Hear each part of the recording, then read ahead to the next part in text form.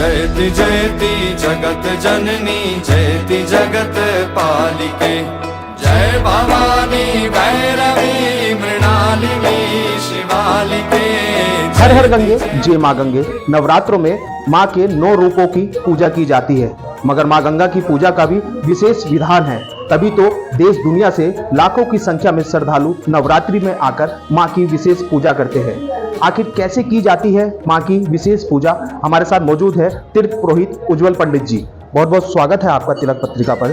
पंडित जी, नवरात्रों में मां की गंगा की किस विधि विधान से पूजा की जाती है और इस पूजा का क्या महत्व होता है? पहले तो आपके चैनल को और आपके चैनल के जितने भी दर्शक हैं उनको भगवती गंगा जी के पावन तट हर की पौड़ी ब्रह्मकुंड से इस पवित्र नवरात्र पर्व की बहुत बहुत बधाई एवं शुभकामनाएं। देखिए, ऐसा कहा जाता है कि ये जो भगवती गंगा है ये प्रत्यक्ष रूप से भगवती का स्वरूप है।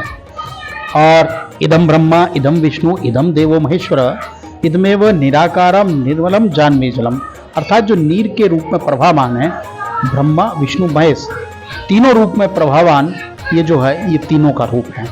भगवती क्योंकि अंश है, प्रत्यक्ष रूप से कलयुग के अंदर भगवती गंगा वो प्रत्यक्ष देवी है। जितनी भी देवियों की हम चर्चा करते हैं वो हमारे जितने शास्त्रों में, जितने पुराणों में, देवी भागवत में, जहां भी हमें दिया गया, जैसा जैसा उनका स्वरूप दिया गया है उसके आधार पर हम लोग उसकी परिकल्पना करते हुए उनकी मूर्तियां बनाते हैं, उसी मूर्ति की हम पूजा करते हैं।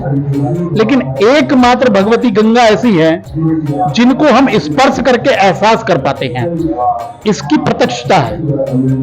जिस प्रकार भगवती की अन्य देवी देवताओं की पूजा होती है उसी प्रकार भगवती की पूजा होती है। क्योंकि गंगा जल एकमात्र ऐसा द्रव्य है जिसके 3 आचमन मात्र से भीतरी और बाह्य अंतःकरण पूरी तरीके से शुद्ध हो जाता है। और हमारी प्रत्येक पूजा में प्रथम जिसका प्रयोग होता है, जिस सामग्री की जरूरत होती है, वो गंगा जल होता है। इसलिए गंगा जी की विशेष रूप से पूजा, और जितने भी देश के अंदर जहां भी अनुष्ठान होते हैं वहां गंगा जल की महत्वता है, गंगा जल से सारी विषय होते हैं। इसलिए इस प्रत्यक्ष देवी को हम लोग नित्य सुबह और शाम, और यह अनुष्ठान मूर्ति के रूप में 9 के 9 नवरात्रों में चलता है। प्रतिदिन कन्या पूजन होता है, पहले भगवती गणेश गौरी का पूजन होता है, उसके बाद भगवती का प्राण पाठ होता है और पूरा नवग्रहों का पाठ होता है। और ये सब करने के बाद हम लोग यहाँ कन्याओं को जिमाते हैं पहले, और उसके साथ साथ जो श्रृंगार है, दूध है, दही है, शर्करा है, शहद है, घी है, इन पंच द्रव्यों से हम भगवती का स्नान कराते हैं। वो बहुत दिव्य स्नान होता है। यहाँ पर हमारे 11 ब्राह्मण इस चीज को संपन्न कराते हैं। वो दृश्य अपने आप में देखने लायक होता है। प्रत्यक्ष देवी इस प्रकार के जिसको हम स्पर्श कर सकते हैं। और अगर यहाँ का देवत्व देखना है, देवत्व अर्थात यहाँ की सकारात्मक ऊर्जा, वो 2 प्रकार से देखने को मिलती है। कैसे देखने को मिलती है? किसी के भी शरीर पर किसी प्रकार की कोई बाधा है, कोई भूत प्रेत जैसी बाधा है, किसी के ऊपर किसी प्रकार की नकारात्मक शक्ति है, तो जब वो यहाँ स्नान करता है ना, स्नान करने बाद ही उसकी जो स्थितियां होती हैं वो अपने आप ही उससे दूर होते हुए, जो आजकल बहुत सारे लोग अन्य प्रकार से उन चीजों को भगाने का करते हैं, यहाँ ना कोई मंत्र होता है, ना कोई जाप होता है, ना कुछ, केवल और केवल गंगा में एक डुबकी लगाने मात्र से ही इस प्रकार की सारी बाधाएं दूर हो जाती हैं। इसके अलावा जो देव डोलियां आती हैं, जब वो देव डोलियां स्नान करती हैं ना, उनका जो नृत्य होता है वो स्वयं अपने जो पुजारी हैं, जो उनका सब करने वाले केयर टेकर जिसे कहेंगे हम, पुजारी होते हैं, जब वो लाते हैं और जो उनके भक्त होते हैं उनको स्वतः इस गंगा में स्नान कराती हैं। वो भी यहाँ के देवत्व का, कि यहाँ की सकारात्मकता का, यहाँ का जो भगवान त्रिदेव जो ब्रह्मा विष्णु महेश द्वारा आशीर्वाद है वो यहाँ देखने को मिलता है। उसके अलावा जब सांध्यकालीन आरती होती है या नवरात्रों में जब आरती होती है तो यहाँ जो भक्तों की आंखों से अश्रु बहते हैं, भक्त जिस प्रकार का अनुभूति होते हैं उसका मैं मतलब वर्णन नहीं कर सकता। वो अपने आप में उन्हें लगता है कि, और बहुत सारा हमारे पंजाब में तो प्रथा है कि जब लड़की विवाह लायक हो जाती है तो इस गंगा के तट पर आकर वो उसको पहले स्नान कराते हैं और विवाह का हो जाने के बाद उसको पुनः जोड़ी सहित यहाँ लाकर पूजन कराते हैं। ये गंगा जी का महत्व है। जैसा कि मैंने कहा, जब हम आचमन करते हैं ओम केशवाय नमः, ओम नारायणाय नमः, ओम माधवाय नमः, 3 से हम आचमन मास से ही हमारी जिह्वा से लेकर अंतःकरण शुद्ध हो जाता है। जब हम छिड़काव जिसे कहते हैं कि जब हम प्रोक्षण करते हैं, है ना, तो वो प्रोक्षण करने मास से हम क्या कहते हैं, सब अंतर बाहर और अंदर से पूरी तरह से शुद्ध हो जाए। संकल्प जब लेते हैं उस संकल्प समय भी गंगा जल की आवश्यकता होती है।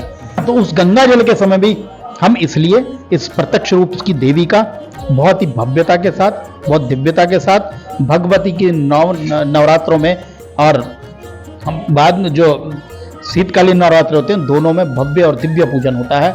और इसलिए श्रद्धालु लोग यहाँ स्नान करने के लिए और गंगा जल लेकर जाकर अपने देवालयों में स्नान करने आते हैं। पंडित जी, माँ यहाँ साक्षात रूप में विराजमान है, लेकिन जो मूर्ति माँ की विराजमान है वो किस रूप में है और उनका वाहन कौन सा है? देखिए, मकर वाहिनी कहा जाता है भगवती गंगा जी को। वो मगरमच्छ के ऊपर विराजमान है, ऐसा हमारे केदारखंड में भी लिखा है, देवी भागवत में भी लिखा है, विष्णु पुराण में भी लिखा हुआ है कि भगवती गंगा की उसी मूर्ति की, चूंकि यहाँ स्वयं प्रत्यक्ष रूप से प्रभावमान जल के रूप में है, और इसलिए हम लोग जल के साथ साथ मूर्ति एक परिकल्पना है, जैसा हमारे शास्त्रों में लिखा गया है, उसकी हम लोग पूजा करते हैं। और चूंकि गंगा से भी आगमन से पूर्व का क्षेत्र हरकी पौड़ी ब्रह्मकुंड है, इसलिए इस ब्रह्मकुंड पर भी हम लोग, क्योंकि ये ब्रह्मा जी का स्थल कहा जाता है, ये पूजा करते हैं। यही वो अमृत की बूंद गिरी थी जहाँ कुंभ का मेला लगता है। देश भर से अभी हाल ही में सोमती अमावस्या गई है, पूरे वर्ष भर पड़ने वाले जितने हमारे धार्मिक तिथियां, पवित्र तिथियां, उन पर मेले जो भरते हैं वो इसी हरकी पौड़ी ब्रह्मकुंड पर लगते हैं। और आज भी यहाँ का अगर सकारात्मकता देखनी है तो यहाँ जब लोग स्नान करते हैं, आज भी कभी भी इतने हजारों लाखों लोग, हाल ही में 8 तारीख को गई सोमती अमावस्या, लगभग 50 लाख के करीब लोग आए, और कोई भी किसी भी प्रकार का कहीं स्टम्पिट, किसी भी प्रकार का हाउल्ला, किसी भी प्रकार की अवस्था नहीं हुई। बड़ी शांतता से लोगों ने स्नान करा। बिल्कुल, जिस तरह से पंडित उज्जवल पंडित जी द्वारा बताया गया है, माँ की हर रूप की पूजा की जाती है, मगर गंगा की पूजा साधारण तरीके से भी की जाए तो माँ सभी कष्टों को दूर करती है। देश के पहले धार्मिक चैनल तिलक पत्रिका के लिए हरिद्वार से मैं आशु शर्मा।